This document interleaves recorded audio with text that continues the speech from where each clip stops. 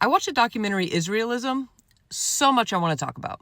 If you have not watched that documentary, I encourage you. Spend the money, rent it, watch it. I'm probably going to say some things that some of you are not going to like, and I want to be crystal clear when I tell you this. I do not give a damn. I used to be really embarrassed to admit this, but prior to October 7th, I knew nothing about what was going on. Like most Americans, when things are out of sight, they're out of mind. I remember being in high school on September 11th watching live the Twin Towers being attacked and never really questioning why they did that. But all I had ever heard about people in the Middle East is that they hate us because of our freedom, because of our religion, and that they're all terrorists, and that's why they attacked us. Because of that lie and all of the propaganda that we are fed, anytime that I would see a person wearing a turban, I had instant fear. Instantly thought they are a terrorist. And that is because that is what we are taught. And it's the same thing in the documentary Israelism. Those children are completely brainwashed. One of the Jewish girls in the documentary, her parents had saved all of her classwork from when she was a child. You can see from that age, they are fed lies. Like this right here. This is from when she was a child, and they told them that